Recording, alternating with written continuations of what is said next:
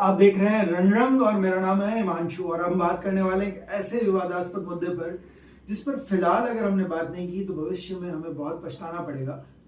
बात हो रही है एनसीईआरटी की किताब की। एक सेकंड महाराज, महाराज, अरे ये वाले महाराज नहीं, हटाओ ये वाले हटाओ, दूसरे वाले महाराज जो असली महाराज है बोलो। अरे ये महाराज भी नहीं, चलो महाराज नहीं, ठीक है, मैं आपसे मुखातिब होता हूँ। इन्होंने थोड़ा, हमारे एडिटर नए हैं तो उन्होंने महाराज पता नहीं क्या समझ लिया। 7 सितंबर 2025 से श्राद्ध शुरू हो रहे हैं, पर हमारे पूर्वज जो अपनी अपनी समाधियों में विलीन हैं वो अपनी तलवारें ढूंढ रहे हैं, निकाल रहे हैं, क्योंकि उन्हें पता चला है कि मराठाओं ने उनके साम्राज्य पर अपना विस्तार कर लिया है। वो सोच रहे हैं कि ऐसा जब हम थे तब तो नहीं हुआ, ये कब हो गया? ये हुआ जनाब एनसीईआरटी की 8वीं क्लास की किताब के एक मानचित्र में, जहां पर पूरे राजस्थान पर मराठा एम्पायर दिखा दिया गया है। जिन इलाकों के नाम मराठाओं ने कभी अपनी जबान से नहीं लिए, ऐसा माना जा रहा है कि मराठाओं ने वहां से टैक्स लिया होगा। कमाल की बात है, पता नहीं कौन सी कस्तूरी मेथी फूंक कर एक एनसीईआरटी का विशेषज्ञ, जिसको सपना आया कि मराठाओं ने जो है राजस्थान के राज्य पर अपना विस्तार कर रखा था, उसने मराठा एम्पायर का मानचित्र 8वीं क्लास के बच्चों को पढ़ने के लिए दे दिया।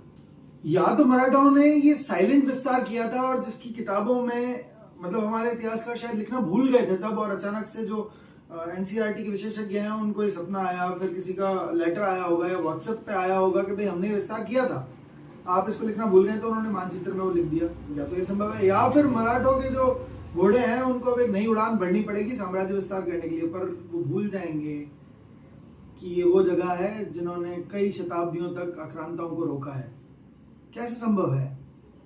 पर कर दिया एनसीईआरटी ने, कर सकती है। मराठे जो हैं वो कुछ सालों में राजस्थान को पार करते हुए अफगानिस्तान और आगे आने वाले जो देश पड़ते हैं वहां पर भी अपना साम्राज्य स्थापित कर देंगे अगर इसी तरह से चलता रहा। माई ट्रिप से भी मराठे आगे निकल गए हैं, क्योंकि उन्होंने योजना बनाई और तुरंत उस योजना में वो सफल भी हो गए और उन्होंने साम्राज्य स्थापित भी कर लिया। यानी कि वो महाराष्ट्र से निकले और राजस्थान में आ भी गए और चले भी गए। ट्रंप जो टैक्स पर टैक्स लगाए जा रहे हैं वो टैक्स लगाते रह जाएंगे और मराठा एक दिन यूएसए पर भी अपना साम्राज्य स्थापित कर देंगे, जिस तरह से उन्होंने राजस्थान पर किया है। कमाल की बात नहीं है ये? बिल्कुल है। महाराणा प्रताप, सांगा, इन सब पर मराठाओं ने राज किया था। सुनने में भी बड़ा अजीब लगता है जब खुद छत्रपति शिवाजी बताते रहे कि वो सिसोदिया वंश से हैं। गुलाल मूवी का जो एक वो डायलॉग है वो याद आता है कि इस मुल्क ने हर शख्स को जो काम था सौंपा, उस शख्स ने उस काम की माचिस जला दी।